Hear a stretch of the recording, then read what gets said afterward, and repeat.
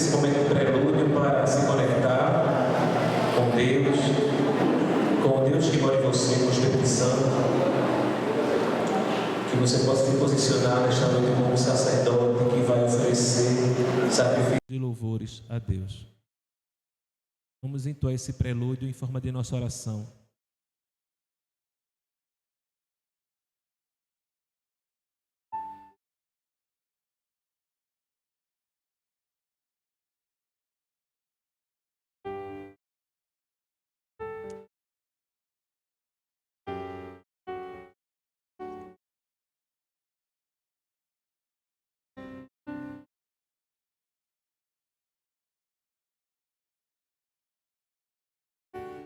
Seja engrandecido, ó Deus da minha vida, Tu és o Deus da minha salvação.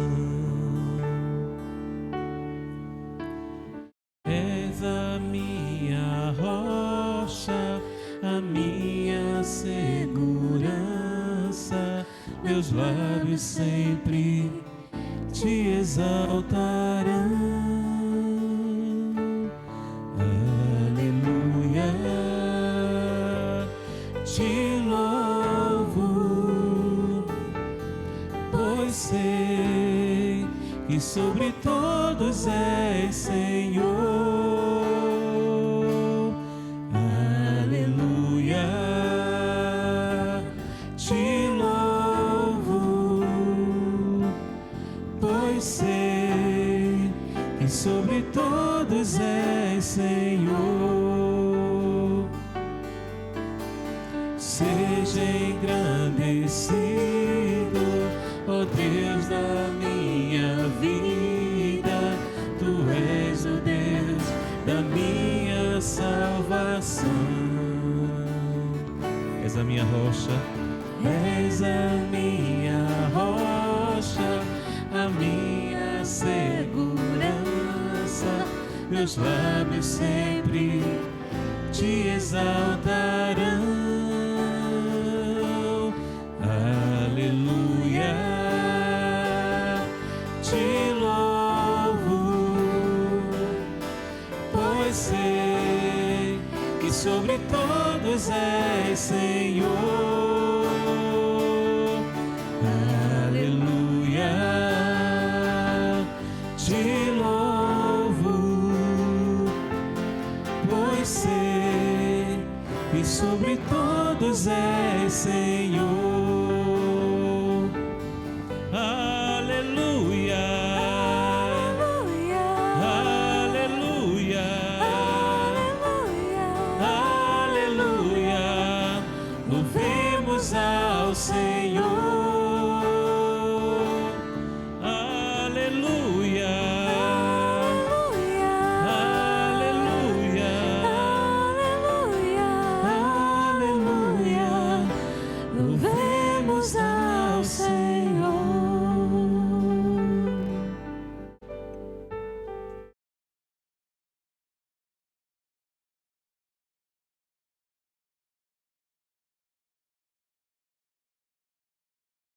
Boa noite, igreja. Tudo bem? Senhor os abençoe, graça com a sua paz. Eu quero aqueles que nos visitam. O Senhor fale ao coração de vocês, assim como Ele tem falado ao nosso também. Ok? Sintam-se em casa. Casa também. Podem se alegrar junto com o Senhor. Amém? Eu quero te convidar a abrir um texto que está lá no livro de Efésios, capítulo 4.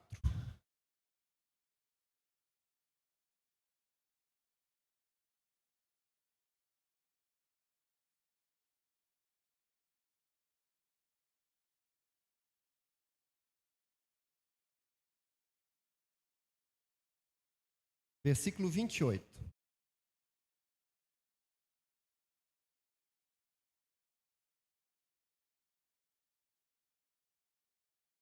Diz assim, Efésios 4, 28. O que furtava, Não furte mais, antes trabalhe, fazendo o que é bom com as próprias mãos, para que tenha o que repartir com quem estiver em necessidade. E você vai pensar, puxa vida, que texto para começar um culto. Aquele que furtava, não furte mais.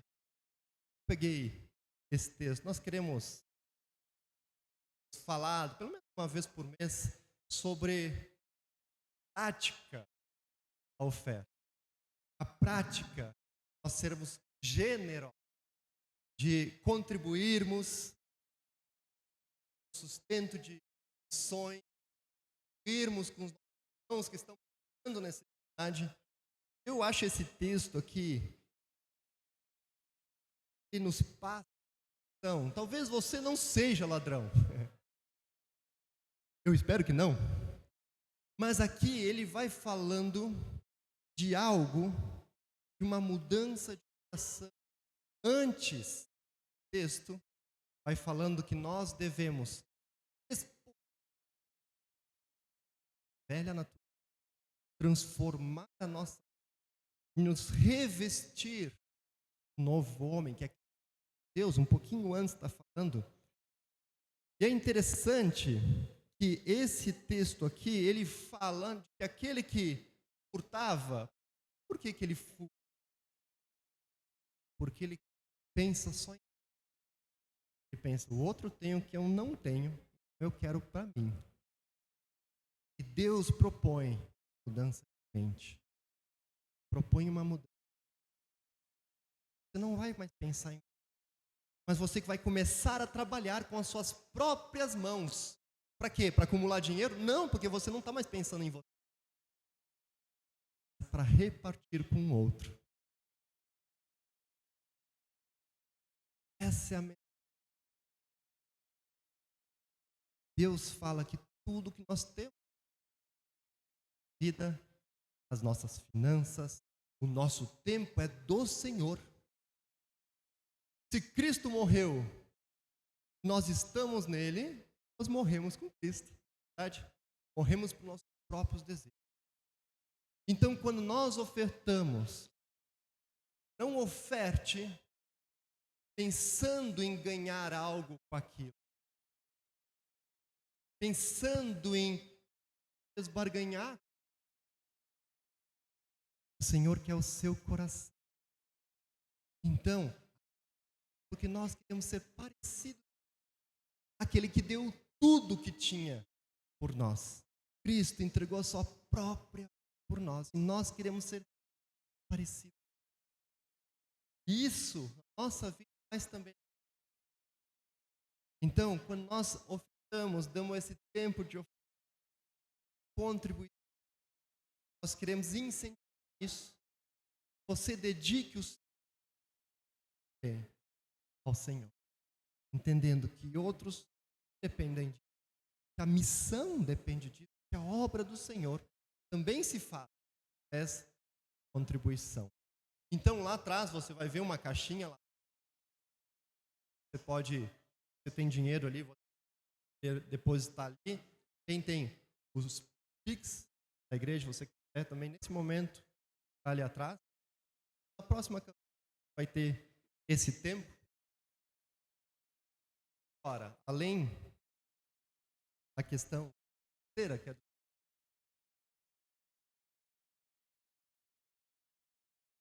dedicando.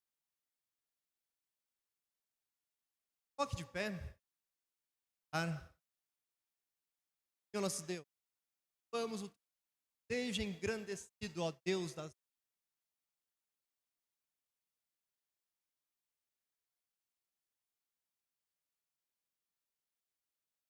confiantes para auto nos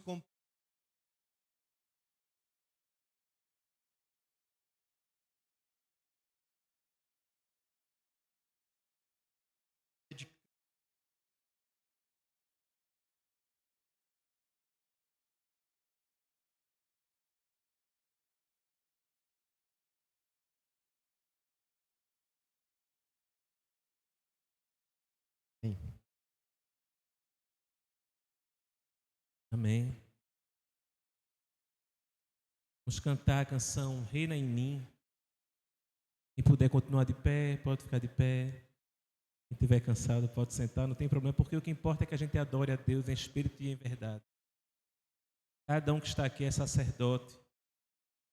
Pode ter contato, acesso direto a Deus e adorá-lo e louvar o seu nome.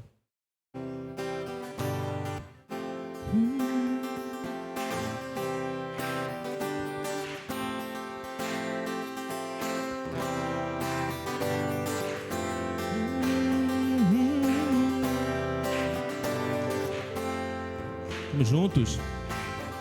Sobre toda a terra tu és o rei, sobre as montanhas e o pôr do sol, uma coisa só, meu desejo é: vem reinar de novo em mim, reina em mim, com teu poder, sobre a escuridão, sobre os sonhos meus, tu és o Senhor de tudo que sou.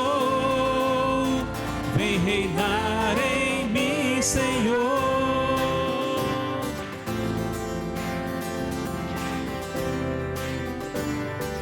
Sobre o meu pensar, juntos. Sobre o meu pensar, Tudo que eu falar faz-me refletir a beleza que há em ti.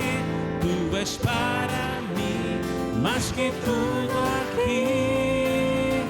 Vem reinar de novo em mim, reina em mim, com teu poder, sobre a escuridão, sobre os sonhos meus. Tu és o Senhor de tudo que sou. Vem reinar em mim, Senhor. Vamos dizer mais uma vez sobre o meu pensar, tudo que eu falar. Juntos. Sobre o meu pensar, tudo que eu falar faz-me refletir a beleza que há em ti. Tu és para mim mais que tudo aqui. Vem reinar de novo em mim, reina em mim, com teu poder, sobre a escuridão, sobre os sonhos meus. Tu és o Senhor de tudo que sou. Vem reinar em mim, reina em mim, com teu poder, sobre a escuridão. Deus, tu és o Senhor de tudo que sou. Vem reinar em mim, Senhor, vem reinar em mim, Senhor. Reina sobre mim, Vem reinar em mim, Senhor.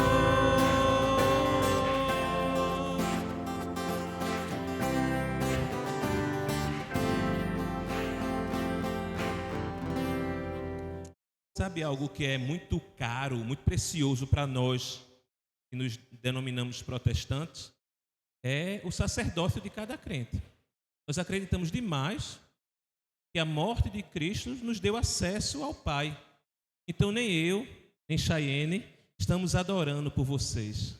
Não estamos oferecendo sacrifício por vocês. Nós estamos guiando um processo, mas cada um de vocês está prestando culto a Deus nesta noite.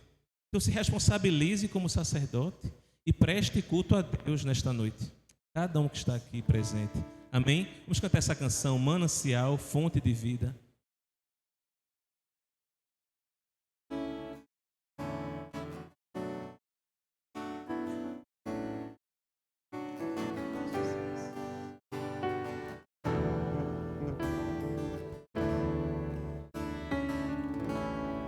Manancial,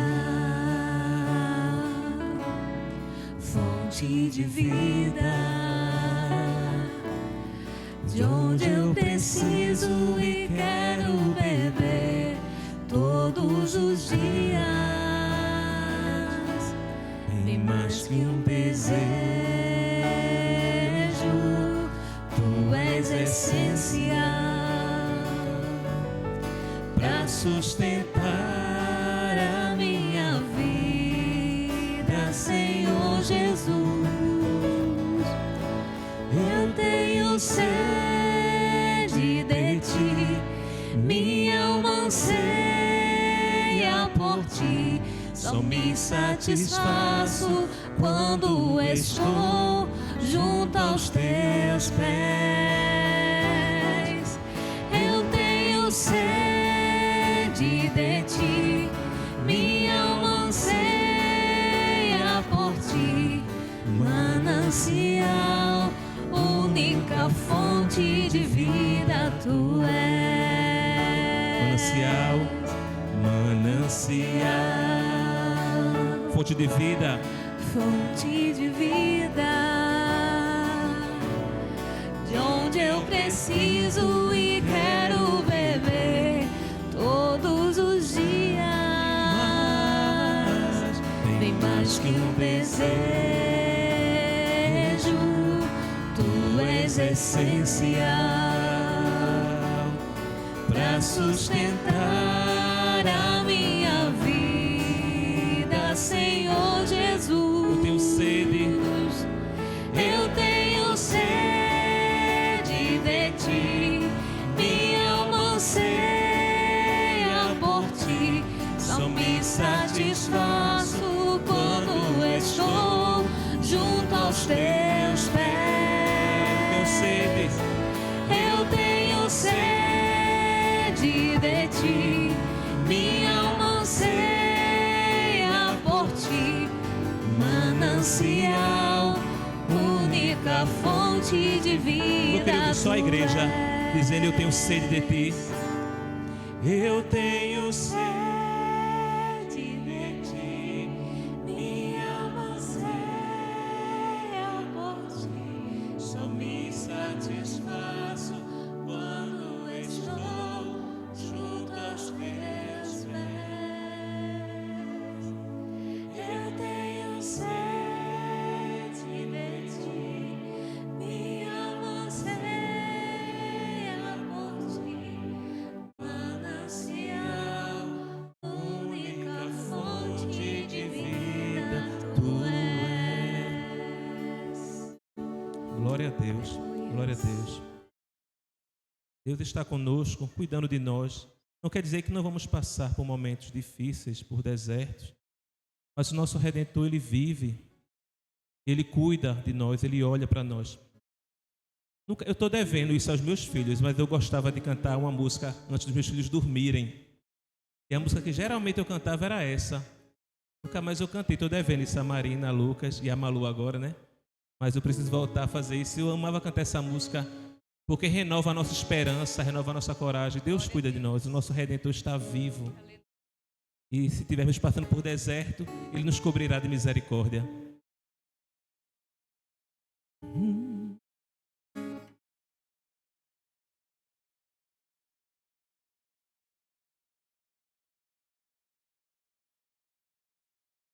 Se a minha alma teme o amanhã e o coração não vê o teu cuidado, se eu não consigo ouvir a tua voz, ainda assim confiarei.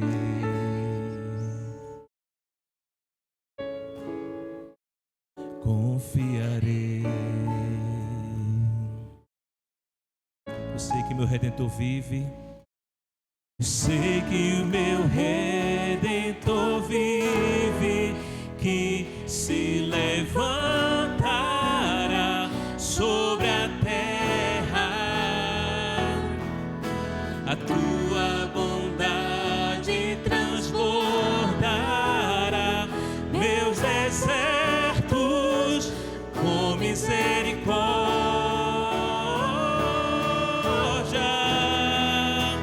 Tua forte mão guarda os meus dias, mesmo sem te ver,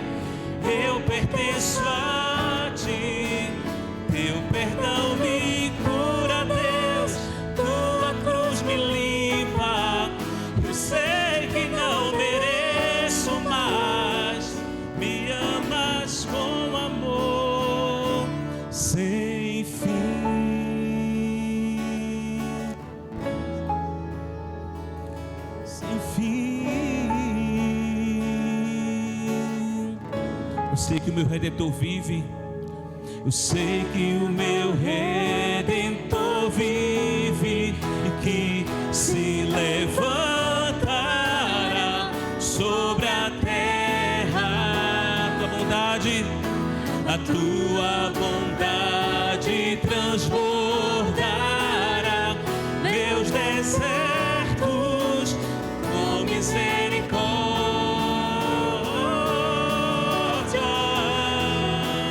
Tua forte mão guarda os meus dias, mesmo sem te ver, eu pertenço a ti.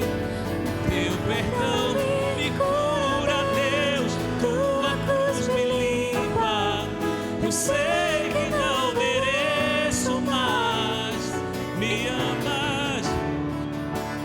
Tua forte mão Guarda os meus dias, mesmo sem te ver, eu pertenço a ti. Teu perdão me cura, Deus, tua cruz me limpa. eu sei que não mereço mais, me amas com amor sem fim,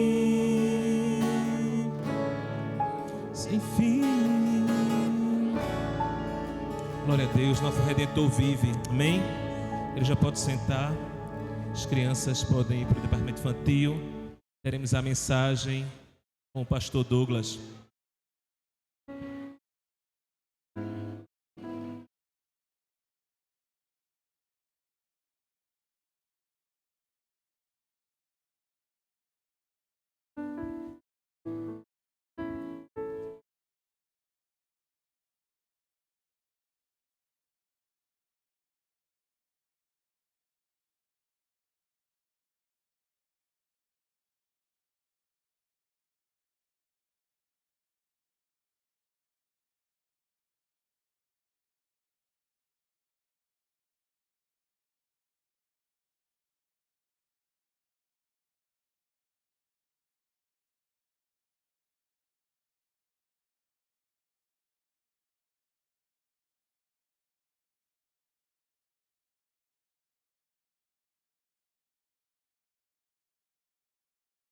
Boa noite, minha gente.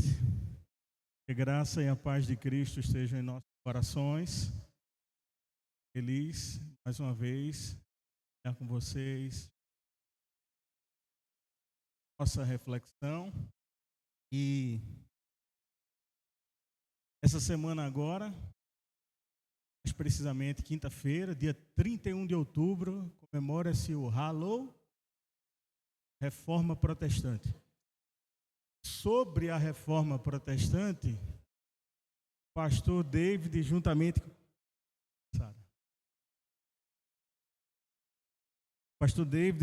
com a liderança da nossa igreja, acharam por bem a gente ter uma pausa na jornada que nós estamos trilhando de reflexões sobre os evangelhos. E essa semana nós estaremos conversando hoje, no caso, um pouquinho sobre a Reforma Protestante. Onde surgiu, como surgiu, quem foram os responsáveis, quais foram as consequências. Hoje no Globo Repórter, não é assim, né?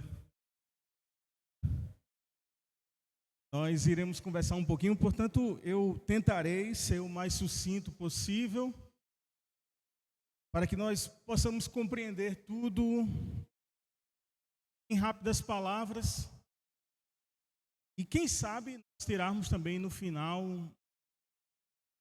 algumas lições para a nossa vida prática, mesmo tendo este acontecimento completado ou completando 507 anos, né? Pois bem, partimos então a nossa conversa essa noite, amigos e irmãos, da seguinte pergunta: o que foi a Reforma Protestante? O que foi a Reforma Protestante?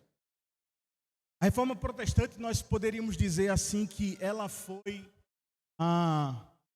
em resumo, uma reação às práticas adotadas pela Igreja Católica Romana até meados do século XVI.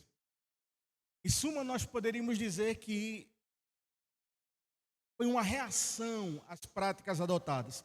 Mas para que a gente possa entender um pouquinho melhor o momento da reforma em 1517, a gente precisa voltar no tempo,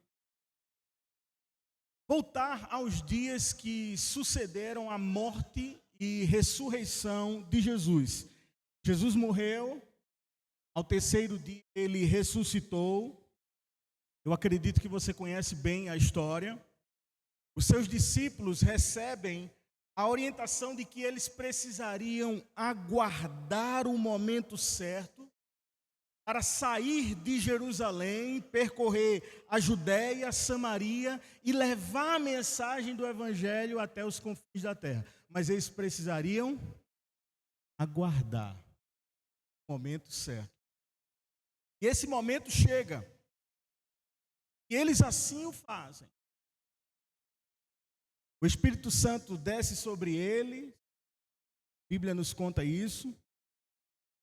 Eles são impulsionados por esse Espírito a sair anunciando as boas novas de Jesus por todas as nações e fazendo discípulos, e muitas pessoas começam então a se converter ao Evangelho de Jesus. O número de cristãos cresce assustadoramente. E a palavra nos mostra que esse evangelho que os discípulos, os primeiros discípulos, estavam anunciando, transformava corações mundo afora. Porém, essas transformações também eram acompanhadas de muitas perseguições. Portanto, o início da igreja, o nascimento da igreja de Jesus se dá por muitas perseguições, a grande maioria delas tentando frear o avanço da mensagem de Jesus. Porém, quanto mais perseguia esse povo, mais esse povo crescia.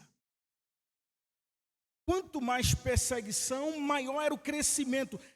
E eis que chegamos ao primeiro, segundo e terceiro século depois da morte e ressurreição de Jesus. E nesse momento, o Império Romano está dominando tudo. E olha para o crescimento do Evangelho de Jesus e precisam fazer alguma coisa para parar. Porque se esse evangelho continua crescendo, é uma ameaça clara às bases do Império Romano. Visto que muitas pessoas, dizem os historiadores, dentro do Império começaram a se converter ao evangelho.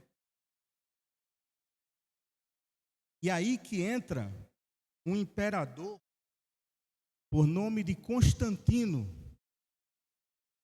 Por volta do ano 312, este imperador anuncia a sua conversão a Jesus. E o que nós poderíamos dizer assim, que maravilha, serve para a gente pensar. Historiadores dizem que essa conversão de Constantino não foi nada menos que uma conversão política e estratégica. Uma tentativa de parar o avanço. Pois bem, a conversão desse imperador Constantino ao evangelho, que vinha crescendo, transformando vidas, começa agora a ter um outro significado, as coisas começam a modificarem. Por quê? Porque a igreja de Jesus se une ao Império Romano. Essa fusão entre a igreja do caminho, da simplicidade, da transformação completa interna, ela se alia àquele império de dominação e autoritarismo, aqueles que viviam até certo tempo, guiados pelo Espírito Santo, aqueles que testemunhavam de Jesus, não com livros, com rituais, apenas com a sua vida. Eles agora passam a ser guiados não mais pela voz do Supremo Pastor, mas pela voz do Imperador, que agora está convertido. E eis um grande problema, porque essa voz que guiava o povo ou a igreja de Jesus, a voz do Espírito Santo, acaba sendo transformada pela voz daquele que viria a ser a autoridade máxima da igreja. Alguém sabe quem é? Papa. Papa.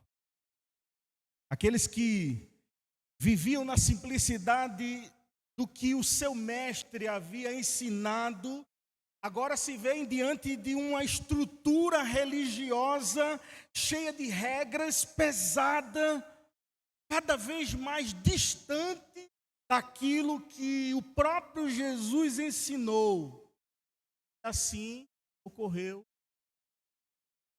a vivência da igreja de Jesus com a força do império, a igreja católica romana, por mais de 1000 anos, até que, por volta do século XIII, uma discussão começa a se levantar no meio dessa igreja.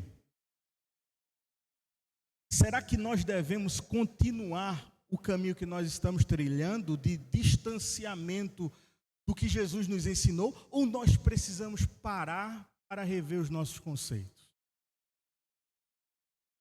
A discussão começa a se levantar por alguns líderes da igreja naquela época sobre as práticas que a igreja católica romana, os costumes que a igreja católica romana estava instaurando sobre o povo, sobretudo debaixo de uma autoridade maior, que era a autoridade do Papa.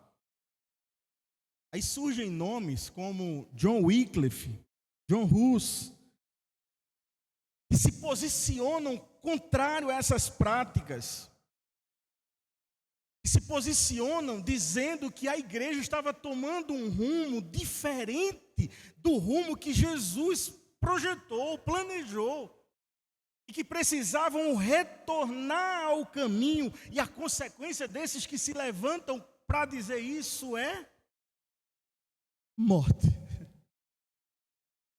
E se um morre porque se levantou contra, quem é que vai se levantar de novo? É louco. De se levantar contra um sistema estabelecido. Anos mais tarde, agora no século XVI, um monge alemão, que você deva conhecer, ou já ouviu alguma postagem nesse período sobre ele, Martinho Lutero, insatisfeito com essas práticas, essas doutrinas da igreja, ele resolve se levantar e protestar contra aquilo que estavam fazendo com a igreja de Jesus. E propõe assim uma reforma. Precisamos de uma reforma. Partiu, portanto, dele, do Lutero, aquilo que muitos consideram como o ápice desse momento da igreja, quando ele resolve fixar 95 teses, 95 pontos contra a igreja, ou por onde a igreja se distanciou. Ele coloca 95 caminhos dos quais a igreja se afastou.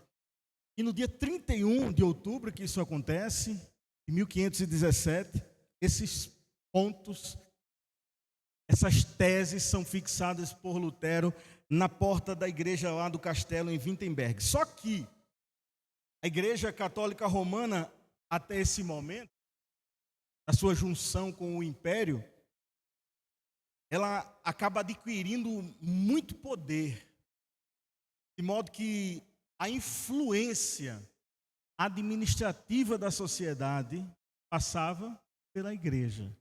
A influência política da sociedade passava pela igreja.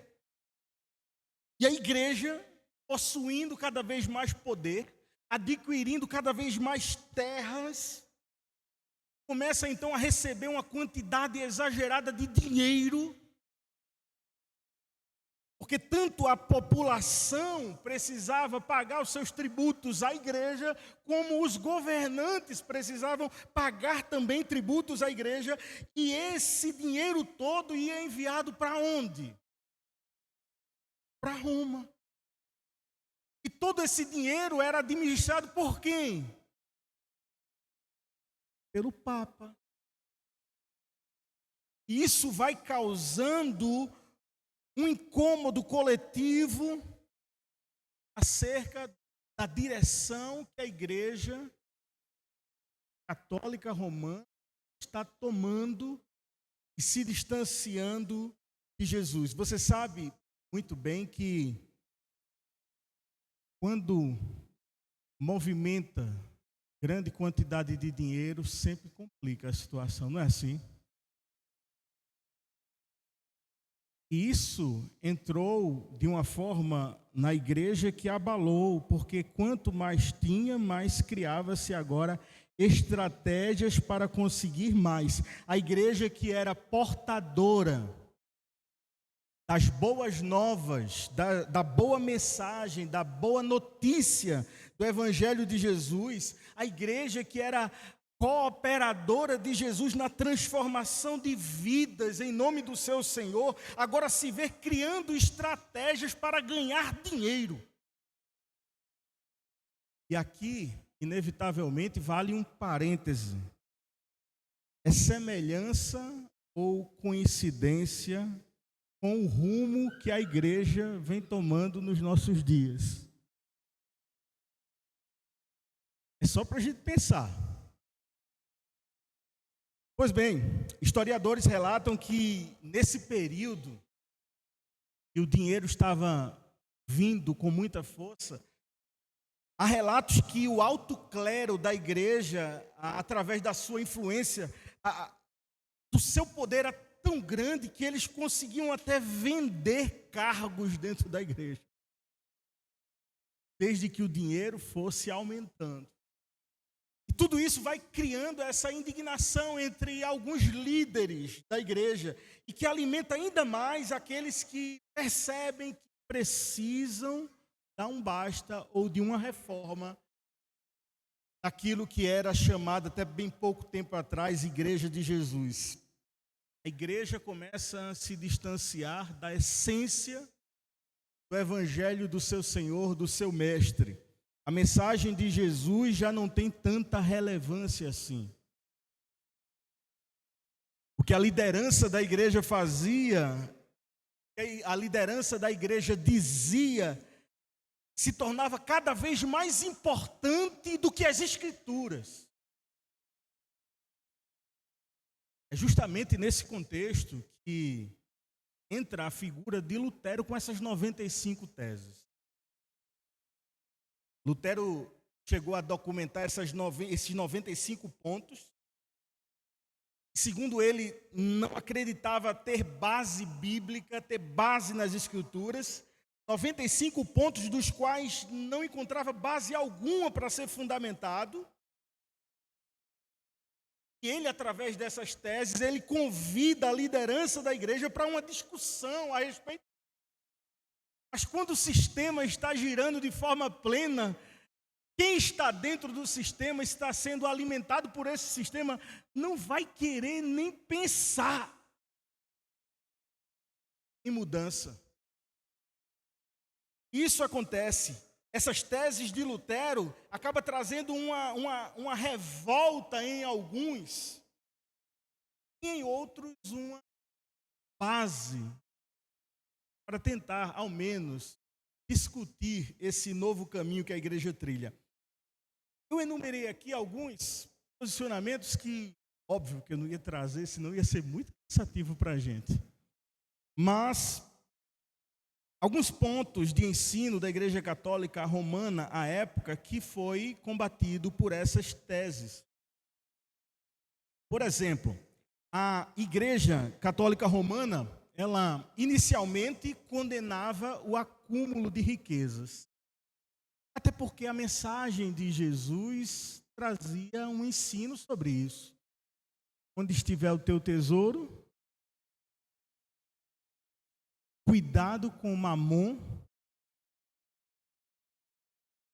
A igreja que condenava o acúmulo de riquezas, a partir do tempo que as riquezas começam a vir com muita força, ela passa a fazer isso de maneira natural. E com esses recursos ela vai comprando mais terras e adquirindo mais poder. As teses de Lutero vêm para fazer pensar que esse não era o rumo que a igreja deveria tomar. A Igreja Católica Romana começou a vender indulgências. Sabe o que eram indulgências? O seu cartão de perdão de pecados. Quer receber o seu perdão de pecado? Din-din.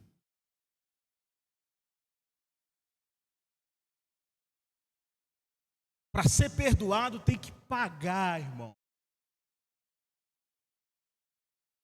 Parece só um pouquinho com a atualidade, só um pouquinho. Lutero se levanta então contra essas indulgências. Ele passa a condenar tudo isso, porque o ensino da igreja até aquele momento é de que todo cristão deveria comprar o perdão dos seus pecados. Comprar o perdão dos seus pecados.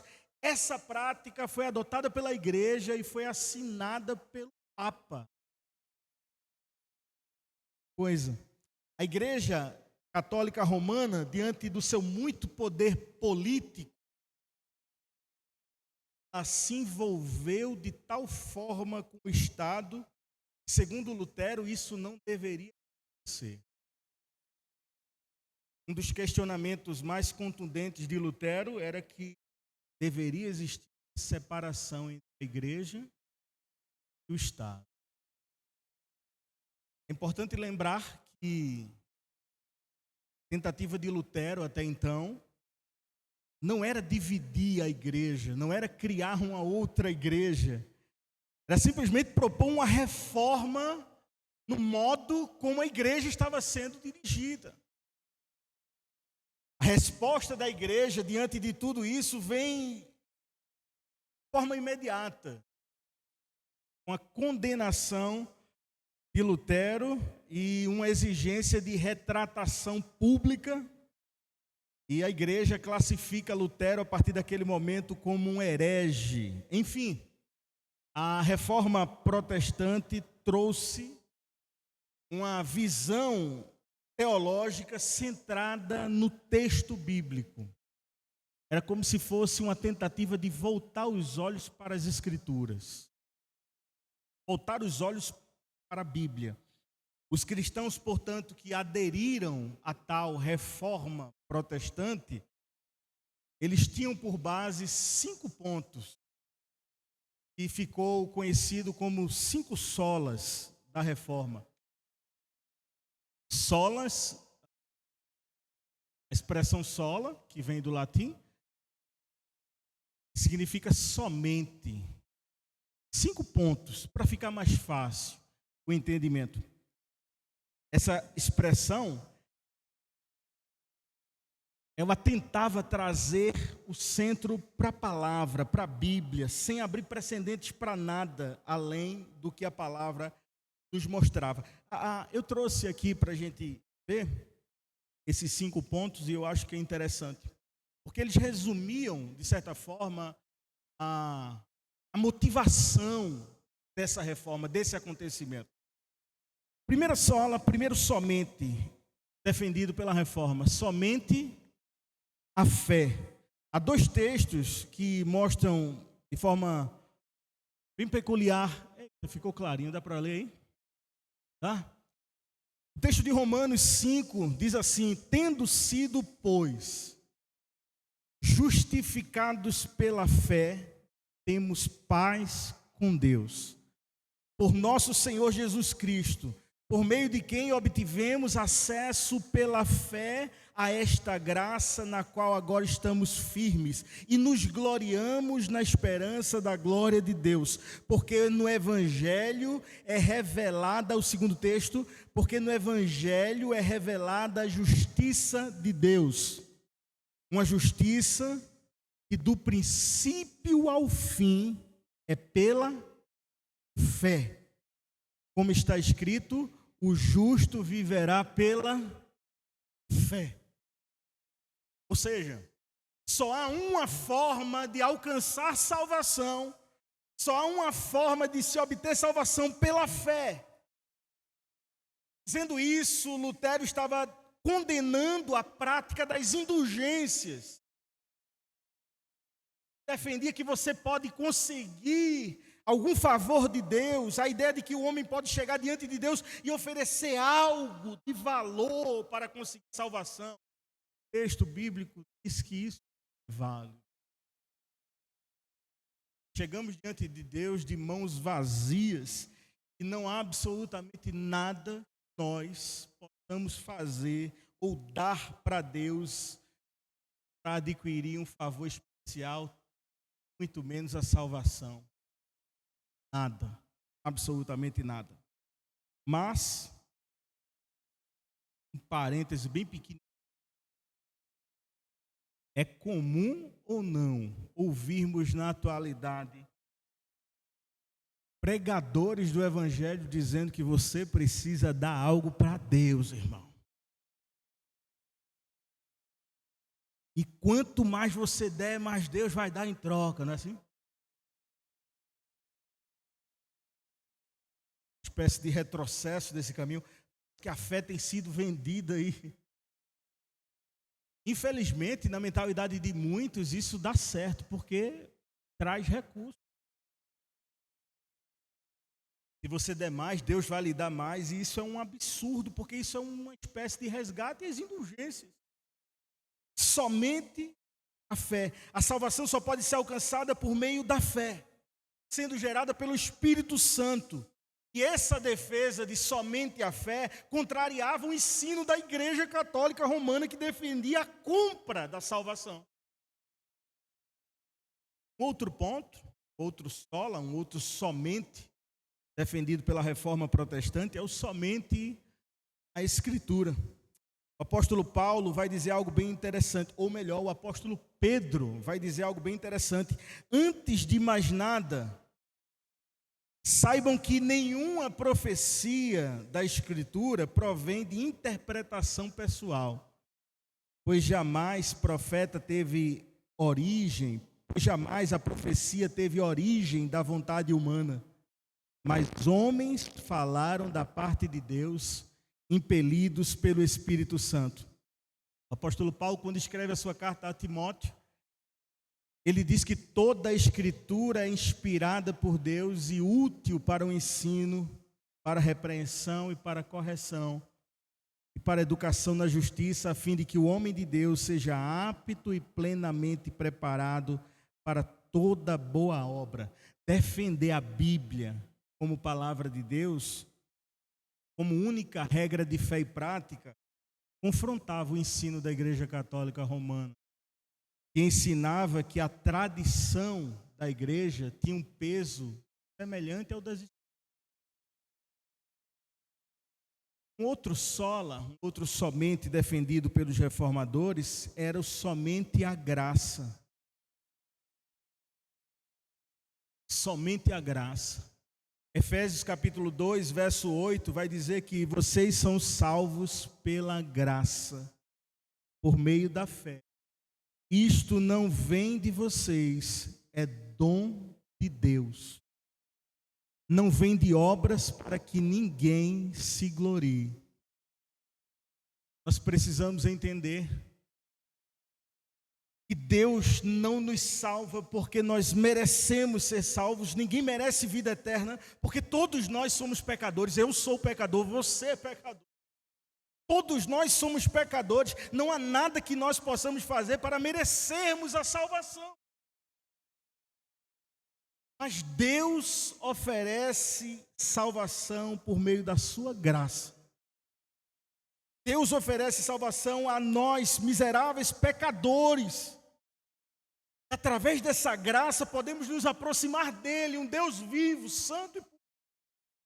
Por meio dessa graça, logo defender somente a graça, defender a salvação somente por meio da graça, confronta o ensino da Igreja Católica. Defender a compra da sua salvação.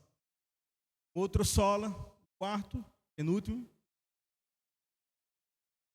Rapaz, sendo aula de história da faculdade, né, do colégio. Cansou já aí? Não? Tá tranquilo? Tá enfadonho, diga aí. O professor não vai reclamar não.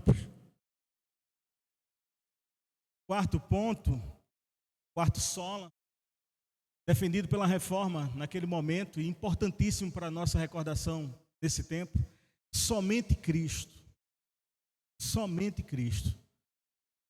Talvez um dos pontos mais negligenciados, permitam-me abrir o coração aqui, expressar um pensamento, pela igreja protestante da atualidade.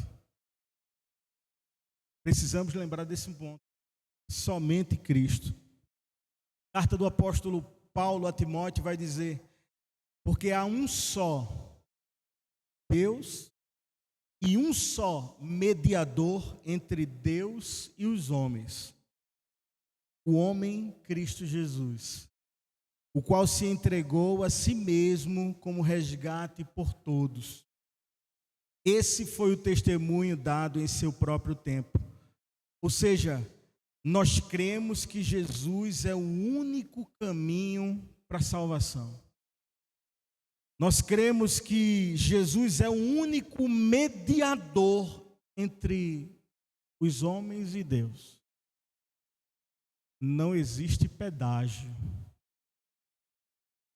Eu certa vez ouvi alguém discutindo com o outro e dizia assim: mas você é da igreja. O outro dizia: mas você tem que ser da igreja. Sabe esse negócio de você é da igreja? Parece que resume tudo, não é? Quem é da igreja e quem não é da igreja. Aí o outro dizia assim: vocês dizem que Jesus é o caminho, mas desse jeito a igreja é o pedágio. Que é isso, rapaz? E você tem que pagar também. Eu estava só de longe dizendo: quanto de verdade tem ali naquela discussão? Não há pedágio, não há mediador, senão Cristo Jesus. Segundo as Escrituras, Ele é o único mediador entre você e Deus. Hoje você tem acesso direto a Deus. Você não precisa da mediação do seu pastor. Você não precisa da mediação do seu padre para falar com Deus. Você não precisa da mediação de ninguém para falar com Deus, porque foi através de Cristo Jesus que um novo caminho surgiu.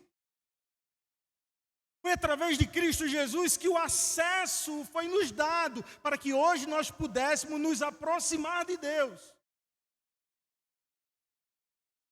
Porque Cristo nos construiu essa ponte.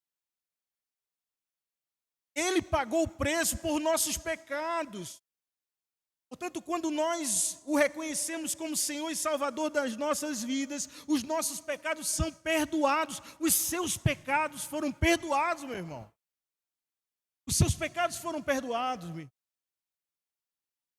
Não permita que ninguém coloque na sua conta, depois da conversão, um pecado aqui. E olha o que tem, viu?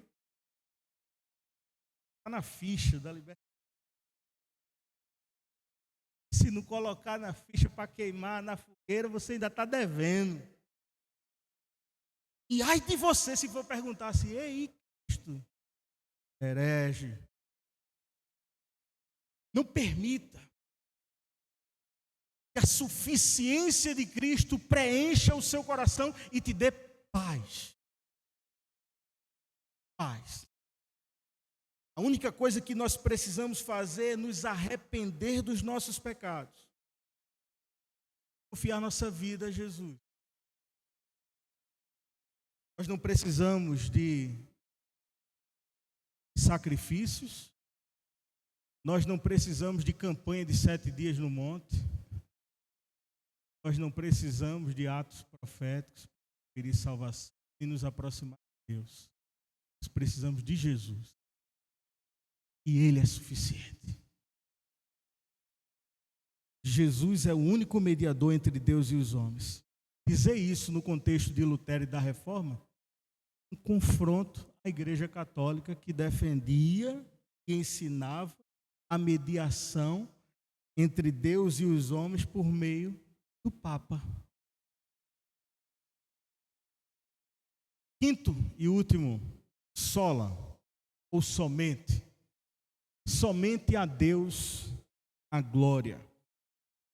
O salmista, ele exalta essa percepção de uma forma exemplar, quando ele diz: não a nós, Senhor, não a nós, nenhuma glória para nós, mas sim ao teu nome, por teu amor e por tua fidelidade. Quando Paulo escreve a sua carta aos Coríntios, ele diz: assim quer vocês comam, bebam ou façam qualquer outra coisa, façam tudo para a glória de Deus. Deus é o único, digno de receber toda a glória e toda a adoração. Por isso que nós não devemos adorar deuses falsos. E detalhe, deuses falsos não se limita apenas a imagens de escultura, como assim por muito tempo foi trazido pela Igreja Católica Romana. Nós não podemos adorar outro Deus, senão o único Deus que a Bíblia nos apresenta. Nós não precisamos adorar. Eu lembro de um episódio em que uma pessoa dizia assim: vocês católicos adoram imagem de escultura. Tem isso, essa briga, né? Isso não tem aqui, né? Só tem lá para as bandas de Recife. Para lá tem muito isso. Tem muito isso. Vocês adoram imagem. Está vendo ali no quadro, está vendo ali vocês. Aí o católico foi ver assim: aí a imagem do pastor que tem naquele banner, irmão.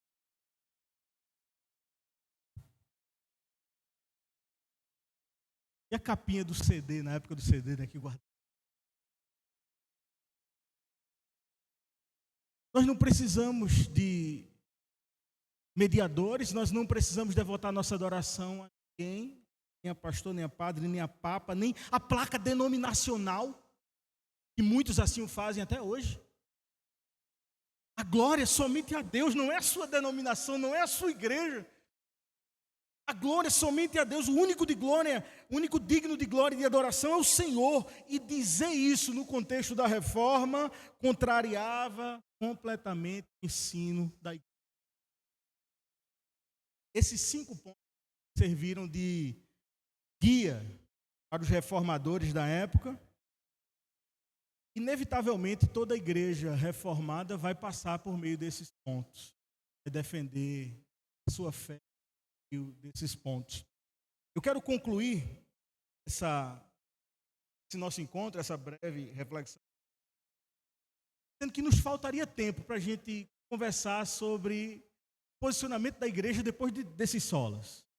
Porque vem o movimento de contra-reforma, vem o Tribunal da Santa Inquisição, tem gente sendo queimada na fogueira, voltando a ser queimado.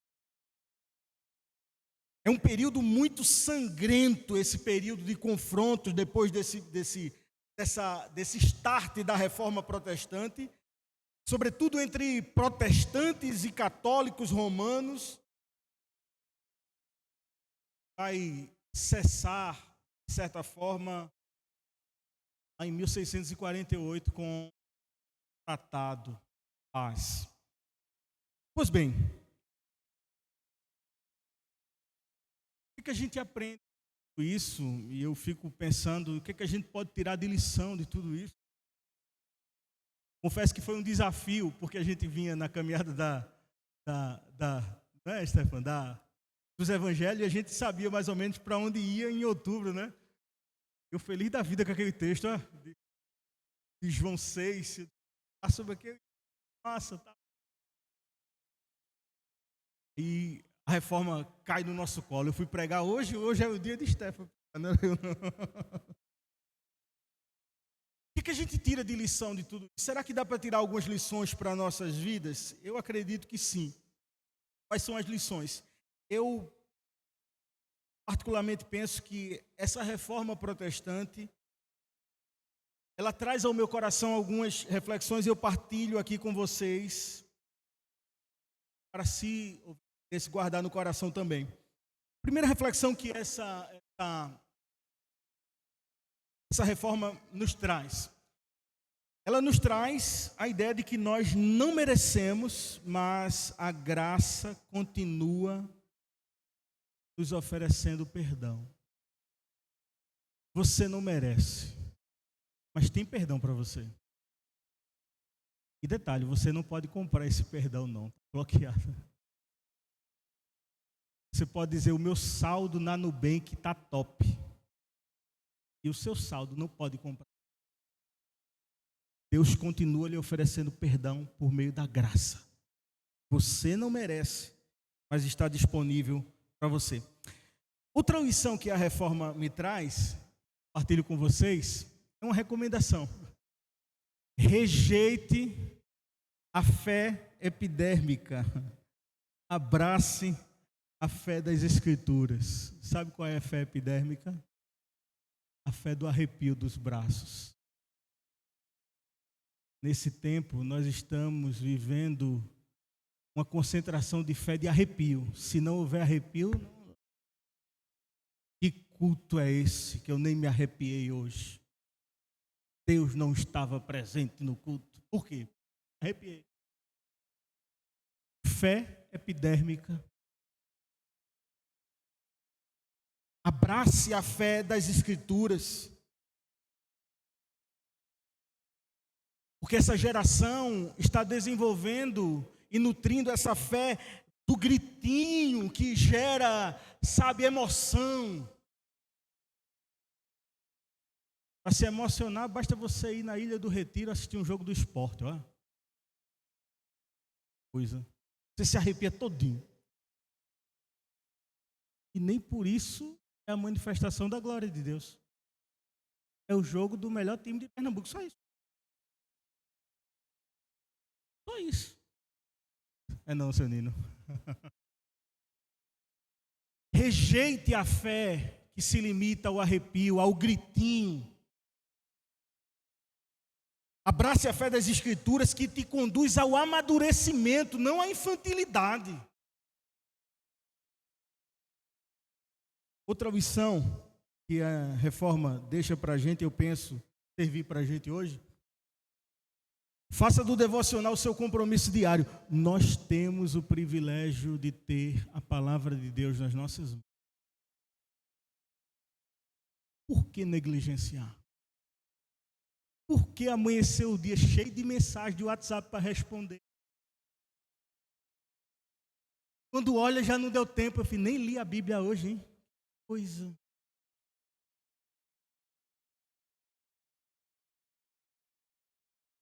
Houve uma luta para que você tivesse a Bíblia traduzida na sua mão.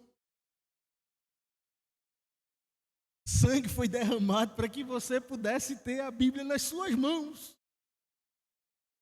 No seu celular está a tradução aí. Quantas Bíblias você tem no celular?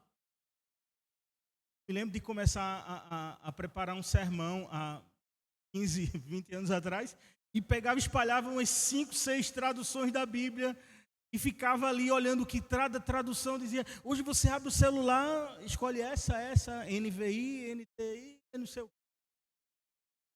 Às vezes a gente tem 5 traduções e não lê uma. Tem uma regra lá em casa bem legal. Compartilho com vocês. Sem Bíblia não há celular. Sem Bíblia, não há celular. Vai pegar no celular de manhã cedo, lembra disso. Sem Bíblia, isso vai perseguir você a semana todinha.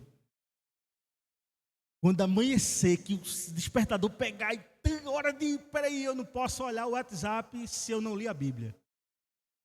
Eu não posso ver o Instagram se eu não li a Bíblia. É uma regra boa. Faça do seu devocional um compromisso diário. Outra lição. Essa é um pouquinho delicada. Não existe cobertura espiritual. Seu mediador é Cristo. Estamos na geração de coberturas espirituais. Se você sair da minha igreja, a minha cobertura espiritual e da sua vida. Existe isso ou não? Encontre suficiência em Cristo para você não ter medo de ninguém. Porque medo, culpa, ganância, poder aprisionam muita gente em ambiente religioso. E não sabe nem por que está ali, mas está por medo, ou por culpa, ou por ganância, ou por poder. Você tem Cristo como seu mediador. Desfrute desse privilégio. Você tem acesso a Deus por meio de Cristo. Desfrute desse privilégio. Você tem a companhia de Cristo todos os dias da sua vida, onde você coloca a planta dos seus pés. Desfrute desse privilégio. Ele é seu mediador. Por último, viva para a glória de Deus, do acordar ao deitar. Numa geração narcisista como a nossa, é preciso tirar o foco de si. Entender que você é chamado por Deus para viver para a glória dEle. Antes de qualquer resposta que você vier a dar essa semana, antes de qualquer posicionamento, antes de qualquer ação ou reação da sua parte, lembre-se, Deus deve ser glorificado através da sua vida. Quer vocês comam ou bebam ou façam qualquer outra coisa, façam para a glória de Deus. Amém.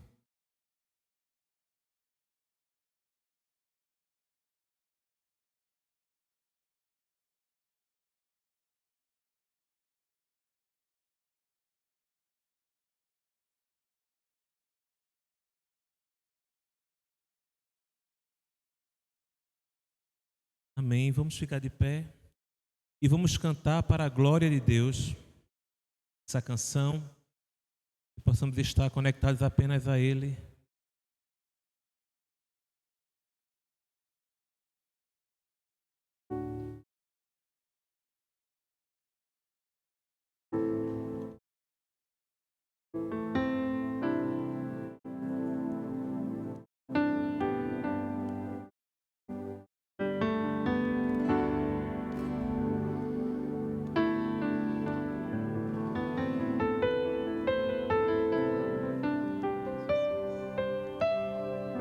Cantemos para a glória de Deus, digno é o Cordeiro. Digno é o Cordeiro que foi morto, santo, santo Ele é. Um novo cântico ao que se assenta sobre o trono do céu. Mais uma vez, digno é o Cordeiro. Digno é o Cordeiro que foi morto, santo, santo Ele é. Um novo cântico ao que se assenta sobre o trono do céu. Santo, santo, santo. Santo, santo, santo, Deus Todo-Poderoso, que era e é e há de vir. Com a criação eu canto louvores ao Rei dos Reis. És tudo para mim e eu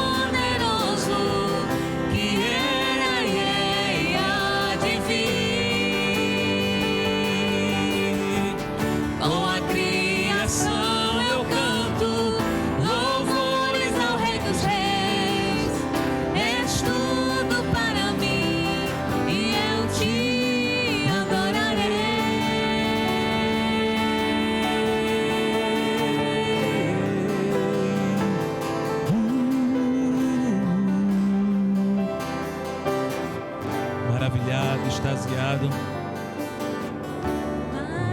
Maravilhado, extasiado, eu fico a ouvir teu nome. Mais uma vez, maravilhado. Maravilhado, extasiado, eu fico a ouvir teu nome. Jesus, teu nome. Jesus, teu nome é força, é fôlego de vida, misteriosa água viva. Santo, santo, santo, santo, santo, Deus Todo-Poderoso, que era e é e há de vir. Com a criação eu canto louvores ao Rei, louvores ao Rei dos Reis. És tudo para mim e eu te adorarei. Santo, santo, santo, santo, Deus Todo-Poderoso, que era e é e há de vir. A criação, Com a criação eu canto louvores ao Rei dos Reis. És tudo para mim e eu te adorarei. glória a Deus. Amém. Tenhamos uma semana de paz, uma semana na presença de Deus. E vamos lembrar de tentar amanhã de fazer a devocional assim que acordar, né, Pastor Douglas? Vamos lá. O problema é que minha Bíblia está no celular, mas eu tenho outra lá impressa, eu vou pegar outra então. Amém. Vamos em paz para os nossos lares.